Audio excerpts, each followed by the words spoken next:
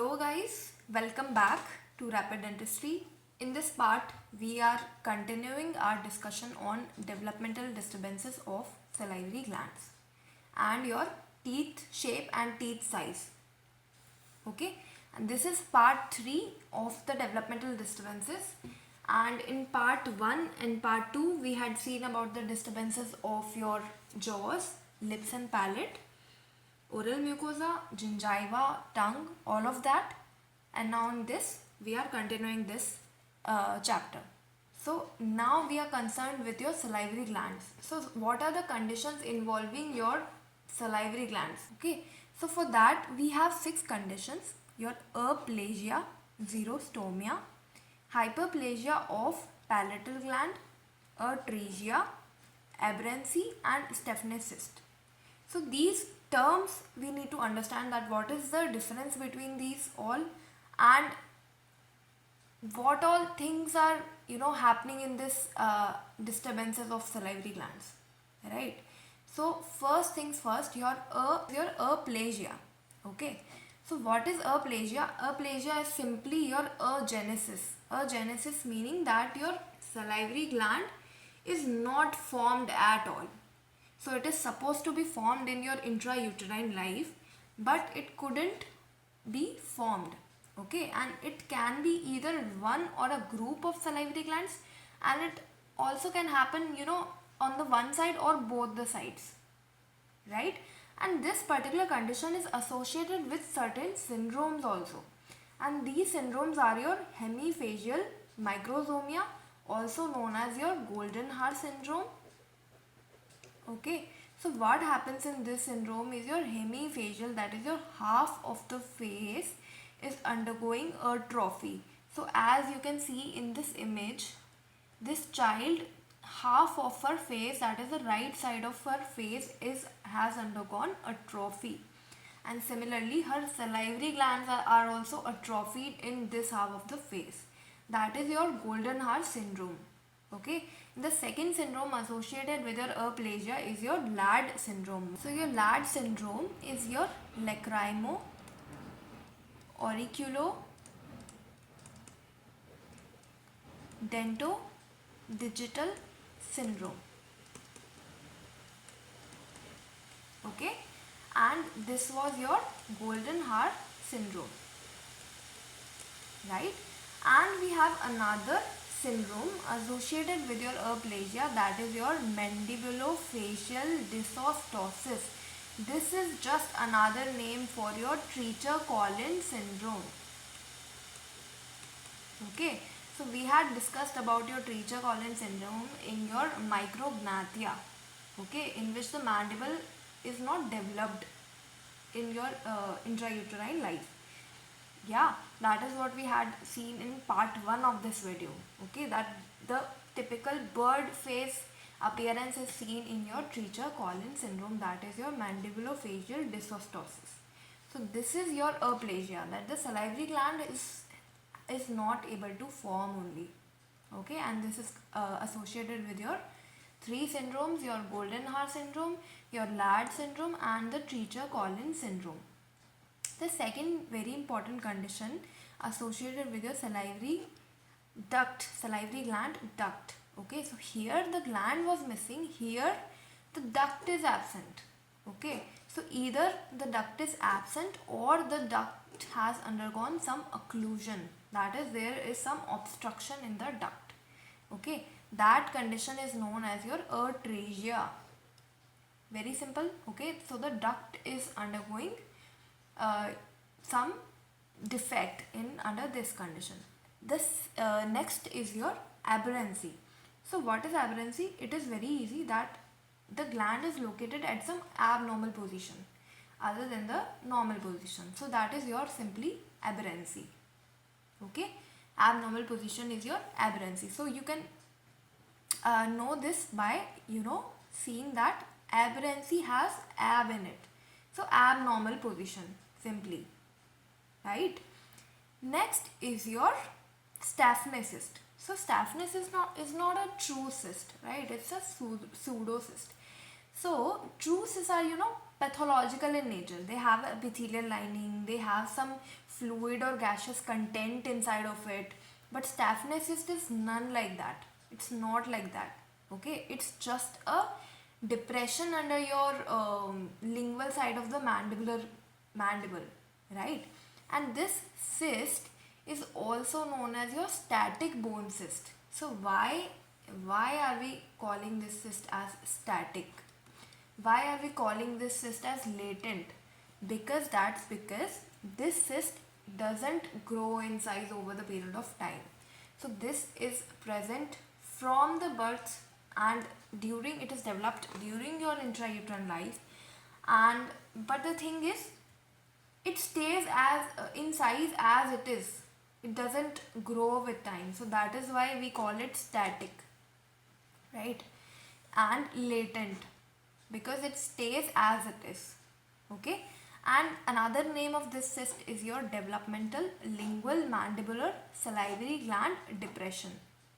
So what do we mean by that? Is your developmental, meaning that is a developmental disturbance, and it lies lingual to your mandible. So here you can see in this image, lingual to your mandible, that is, this is the body of the mandible, and on the lingual aspect of the mandible you are seeing there is a depression. And where is this depression? There is, you see your submandibular salivary gland here, right, around this side, and there is a depression beneath that. So that is why we are calling this as developmental lingual mandibular salivary gland depression. So the depression is seen in the bone, that is, the bone has undergone some sort of resorption. Okay, now this cyst has not any gaseous or liquid content. It just has glandular tissue inside of it. Okay, so that is not a quality of a true cyst, right? It's a pseudocyst. It's a pseudocyst, and it has granular tissue inside of it, which is derived from the salivary gland itself. Okay, and if you see in the radiograph, what you see in the Stafne cyst is your ovoid radiolucency. So it resembles just like any other cyst. But how do you differentiate this from any other cyst is the location. The main thing about this cyst is, what you need to know is your location. So the location is that this cyst lies between your inferior alveolar canal and the inferior border of the mandible. Okay, so here in this image you can see that the inferior alveolar canal is running like this, and this is your inferior border of the mandible, and this cyst lies between both of these. Okay, in middle of both of these. So that is the location, the typical location of your Stafne cyst, and in this it lies between in your second and third molar region. So here in the radiograph also you can see that the inferior alveolar canal is running like this. Okay, and this is your inferior border of the mandible, and lies somewhat in between of the two in your second and third molar region. That is what is the most differentiating factor of your Stafne cyst, and it is obviously present from the birth itself, right? So that was all of the salivary gland disturbances we had. Yeah, so the next thing we are moving on to is your disturbances of the teeth size. Okay, so the size, we mainly have conditions known as Microdontia and Macrodontia. Yeah, so we have two options, that the size either decreases or it increases in the size, right? So in Microdontia, that is obviously the size of the teeth decreases, that is, it becomes smaller. It can be true generalized or it can be relatively generalized. Okay, so this is your generalized and this is your localized. So basically, if all of the teeth are involved, then that is known as generalized, and if one tooth or few teeth are involved, then that is localized, right? So the true generalized, that is your actually the teeth are small, that is your true condition. And in relatively, we have that the teeth are normal in size, but the jaws are such large in size that the teeth seems like they are smaller, like relative to the jaws. So the true generalized involves your pituitary dwarfism. So what is pituitary dwarfism is that due to there is decreased amount of growth hormone during the development of the teeth, or during the development of the body itself, the body undergoes dwarfism. So a body becomes a dwarf. It doesn't grow, or it doesn't grow normally as it should grow, right? Due to deficiency of your growth hormone.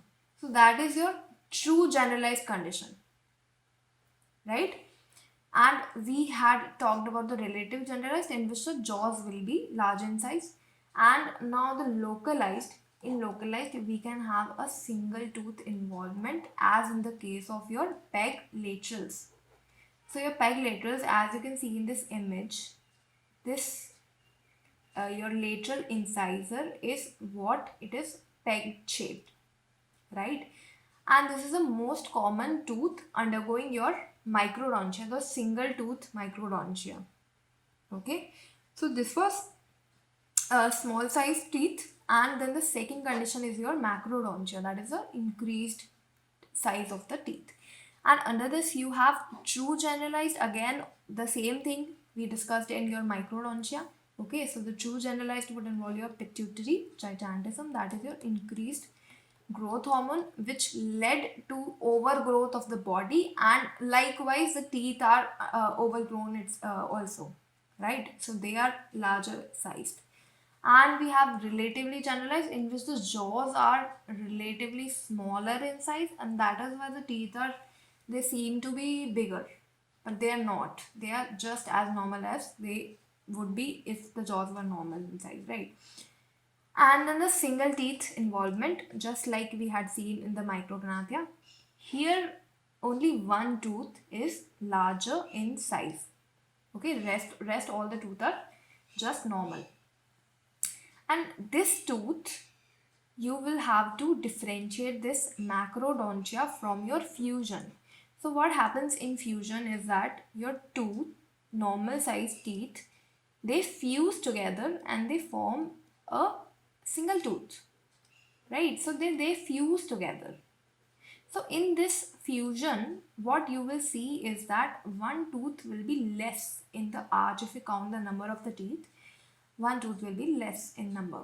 But in macrodontia, teeth will be appropriate. I mean, the number would be just as normal, just like normal, but the teeth will still be larger sized. So that is how you differentiate fusion and macrodontia, and we are going to see this fusion in just a while, right? So this was your size of the teeth.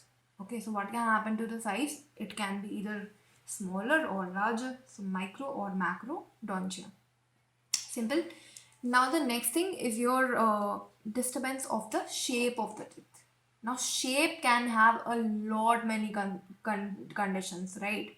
So we have 9 conditions involving your shape of the teeth. That is your gemination, fusion, concrescence, dilaceration, Talon cusp, dense in Dente, dense Evaginatus, Taurodontism, supernumerary. All of these conditions are under your shape of the teeth, involves your shape of the teeth. Okay. So the first condition, that is your gemination. So gemination is simply when your one tooth jump splits into two. So we have like two jumps in your arches which grow and develops into a tooth, right? So when one tooth jump, basically it splits into the two.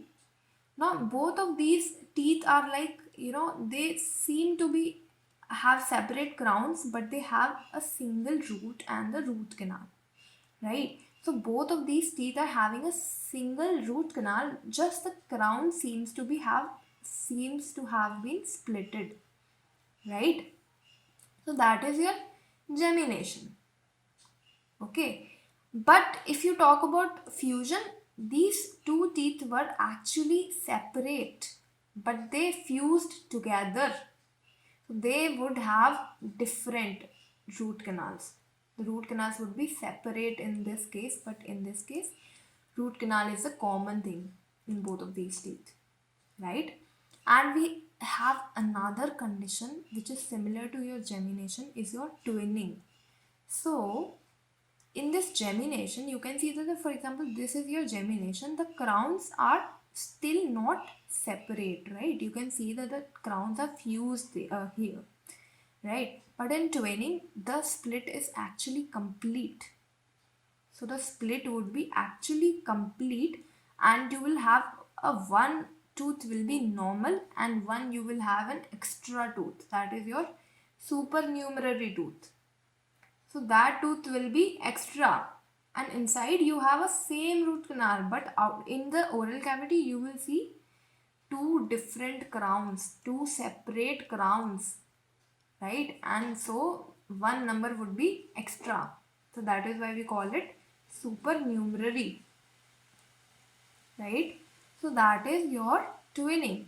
So twinning is when your split is complete when you see it from the oral cavity, right? But gemination, you can see that the split is not complete. The teeth are still attached to each other. The crown is still attached. Okay. And fusion, I told you that fusion is when the two teeth they fuse together into one. Okay, but it can be incomplete or complete fusion. So there can be a possibility that this fusion is complete, or it can be like the roots are fused but the crown is not, or the crown is fused but the root is not. That is an incomplete case. But the important thing about fusion is that the dentine is confluent. So what do we mean by this is that, so both of these teeth, as you can see in this image, these are what? These are fused teeth. Huh? So we have a layer of enamel over these teeth, and we have a layer of dentine. So what happens is the dentine of both of these teeth are fused together actually. The important thing to note is that the dentine is fused and this not the cementum. So if I tell you that the cementum is fused, then that condition would be concrescence. That would be known as concrescence and not fusion. So fusion involves your dentine and not cementum. So dentine of both of these teeth are what? Fused together and not the cementum, right? Now see in this thing, what I told you about concrescence is that the cementum is fused. Here you can, in these two, you can see the cementum is the outermost covering of the root, right? And that the only cementum is fused here, not the inner layer of the dentine that is inside of the cementum, that is not fused here. But in fusion, the dentine is fused, right? So what happens in concrescence is that the fusion occurs after the root formation, right? But this fusion, it actually happens like along with the tooth formation. That is where the dentine gets to fuse, right? But once the teeth is already formed, the dentine is already inside of the tooth. How can it fuse later on then? So that is why only cementum gets to fuse in this condition. So that is the layer of the cementum which gets to fuse. And you know that the cementum is present only in the root, right? So the only root is fused here in concrescence, right? And the etiology, that why is this concrescence happening, is due to some trauma or crowding. So in cases of crowding also, when the adjacent teeth is pushing these tooth like towards each other, then there's a possibility that the cementum might fuse together of both of these teeth, right? And trauma is always a etiology factor for all of these disturbances. And the most common site of concrescence is your maxillary posterior region. That is your maxillary molars. Okay. So those are like very often undergone concrescence. The next condition we are seeing about the shape of the teeth, what can happen is your dilaceration or the flexion. So dilaceration is simply that is this curvy appearance, this sharp bend. Now it is not necessarily present in the crown, in the root. It can be present in the crown or the root. Okay, so this bend can be seen in both crown and the root. Okay, so the thing is the most common site. So the most common site is your mandibular third molar, right? And your mandibular second molar is also common, but after your maxillary second premolar. So if we talk about maxilla, then we have premolar, the most common tooth, and in mandible you have molars, third and second molars. Okay, and trauma I told you is always the etiology of all of these disturbances of the shapes, right? The next thing is your Talon's cusp. Talon's cusp is very interesting that you see accessory extra cusp lingual on the lingual aspect of your incisors, as you can see in this image. How is this cusp looking like? This is looking like an eagle's talon. So that is why I've added an image of the eagle's talon, right? So that is the appearance of these accessory cusps. So these are the extra cusps present on the lingual aspect of your incisors. Now the main point is that this is a cusp and this is not a tubercle. So what is the difference between a cusp and a tubercle is that the cusp is also having the pulp inside of it. It is not just enamel. Okay, it also have pulp inside of it. And if you try to grind this cusp, there's a high possibility of your pulp exposure here. So you cannot simply grind this. Okay, you will have to do the root canal treatment of the cusp if the extra cusp is present, right? But you can simply grind the tubercle because tubercle doesn't have a pulp inside of it. It is just the extra enamel. So extra enamel is your tubercle. Okay.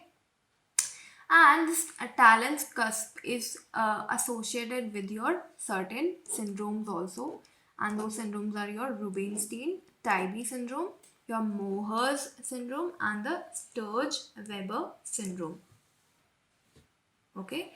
And the most common tooth involving this Talon's cusp is your lateral incisor. It is not central incisor. So the image is showing the Talon's cusp on the central incisor, but it is most common in your maxillary lateral incisor. This tooth, right?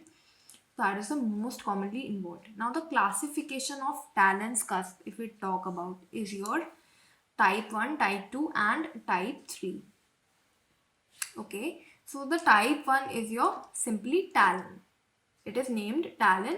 The type 2 is named semi-Talon and the type 3 is named as trace Talon. Okay, so basically what is happening is that in type 1 you have a well delineated extra cusp. Okay, so it is very obviously, in this image you can see that the cusp is very well delineated. It is actually very well visible, very well shown, right? In semi-Talon, what is happening is there is just an accessory cusp, you can see. This is somewhat like smaller in size and not very obvious, not very delineated, right? And in trace Talon, you just have a tubercle. You don't even have a cusp.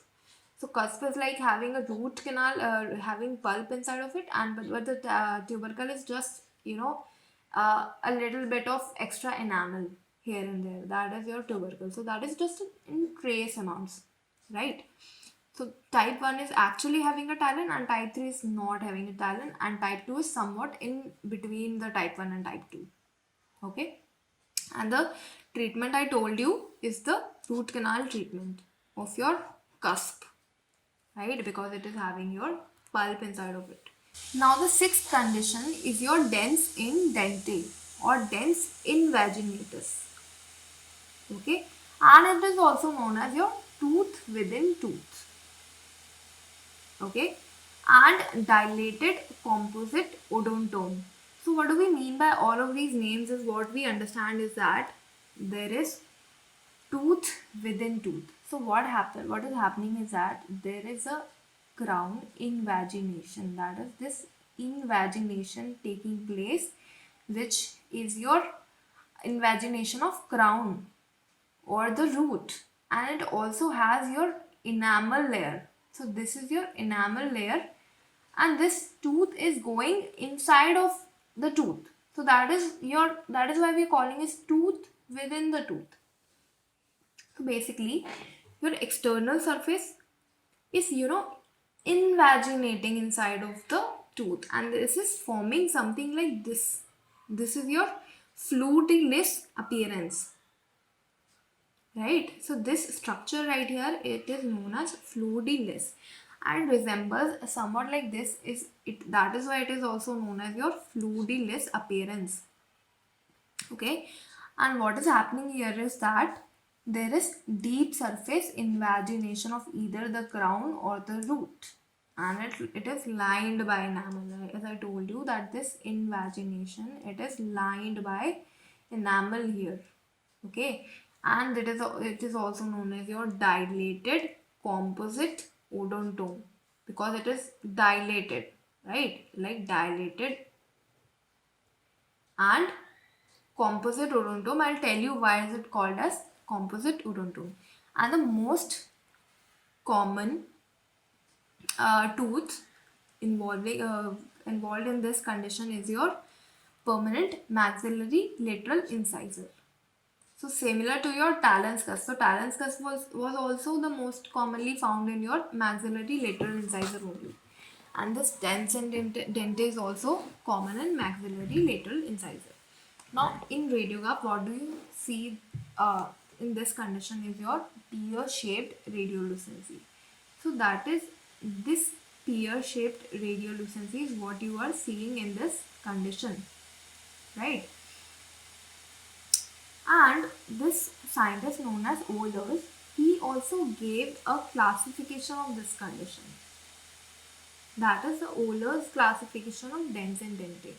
So he gave like 3 types of dens and dente. Okay, type 1, type 2, and the type 3 has another 2 types. That is type A and type B. So what is happening in type 1 is that you have your cemento enamel junction here, somewhat here, and this invagination is not crossing your cemento enamel junction. That is your type 1, the Ehlers type 1. Now in type 2, your invagination is crossing across the cemento enamel junction and is involving your root canal, right?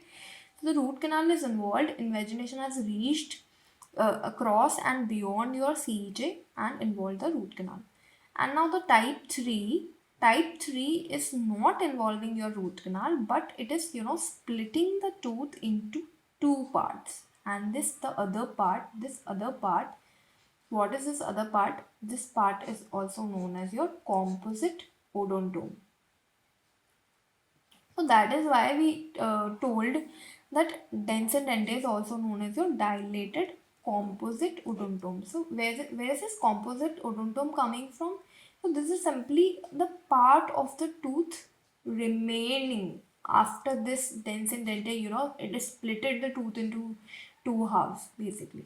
So it is this type 3 is not involving your pulp canal. So the question is asked that which of the following types of the Ehlers classification is involving your pulp canal. So the type 2 is involving your pulp canal and not the type 1 or the type 3. Okay, and which type your composite odontome is formed is the type 3, Ehlers type 3. Okay, that was your dens and dente. So dens and dente is simply your invagination, right? Now, if I talk about Evaginatus, so this is just very like sounding similar to Invaginatus, and this is Evaginatus. So, evagination meaning that something is coming out. Invagination is something is going inside of the tooth. So, that is tooth within the tooth is your invagination. This is your Evaginatus, right? And another name is your Leong's premolar. Why premolar? Because premolar is the most common tooth involved in this condition. That is your Leong's premolar. That is why it's known as Leong's premolar. And another name of this is your occlusal enamel pearl. Because what you see is that you see an enamel pearl or an extra enamel on your occlusal surface of the premolar, right? And your mandible premolar is most commonly involved, and after this you have mandibular molars. So this is nothing but your simply an accessory cusp. The point is that this is also a cusp, and this is not a tubercle. So you cannot simply grind it. The pulp can get exposed, right? So what you need to do is your root canal therapy of this also, and after that you can grind it. Because why do you have to treat as that? Because it will lead to your open bite. It will not lead to the actual occlusal closure of the your oral cavity, right? So it will lead to open bite. It will lead to incomplete eruption also, because the tooth will already it will come into occlusion because of this extra cusp here, right? So the tooth will not be able to erupt fully, because it will come into occlusion before it is like fully erupted. So that is why it lead to incomplete eruption. And pulp exposure, I told you that if you grind it, or if the tooth on the opposite arch is putting grinding this teeth, then again the pulp exposure can happen. So you need to do what? RCT of this tooth, and then you can grind it and put the teeth into like proper occlusion. And the eighth condition is your taurodontism. So this is the last condition we are talking about in your shape of the teeth. And so taurodontism is what? It is your bull-like teeth, right? These are like very large and very bulky and large your pulp chambers, right? So you can see that the normal teeth, this is nothing like your normal teeth, right? So this is another name given to this condition is your bull-shaped teeth. And the syndromes very important associated with taurodontism is your Klinefelter syndrome, right? That is your XXY. So that is your Klinefelter syndrome. And another syndrome is your trichodento-osseous syndrome. And this condition obviously involves your multi-rooted teeth, because furcation is what is going downwards, right? So that is the multi-rooted teeth are the most commonly involved. Now why this condition happens is due to the failure of your Hertwig epithelial root sheath to invaginate normally.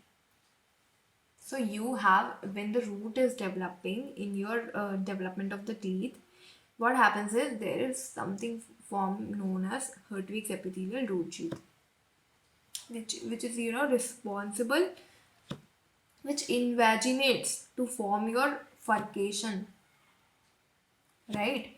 But what happens in this is that your HERS, it is not able to invaginate normally, and that is why what is happening is your furcation is not formed timely, and it recedes downwards. So it is basically formed later on, and that is why it is present very downwards than the normal actual position of the furcation, right? Now we have also a classification of taurodontism, which is your normal, your hypotaurodontism, mesotaurodontism, and hypertaurodontism. So the classification is basically about that, the normal is normal. Obviously, this is the normal tooth. How this furcation looks like, right? And the normal condition is also known as cynodont. Okay, so this can be asked certain times that, then what is a normal thing known as normal tooth is your cynodont. In hypo, meso and hyper, what happens is your furcation keeps shifting downwards and downwards and more downwards. So this is the most severe form of taurodontism you can see is your hyper, and hypo is somewhat similar to your normal, just a little bit of receding your furcation. And meso is somewhat in between your hypo and hyper. Okay, so this was about the size of the teeth, shape of the teeth, and your salivary glands. So this was your part 3 of the disturbances, and now I'll see you in part 4. And yeah, we'll be finishing this topic in part 4 of the video. Okay, so just a little bit of topics remaining in your developmental disturbances, which we will be covering in part 4. So see you in part 4, and subscribe to the channel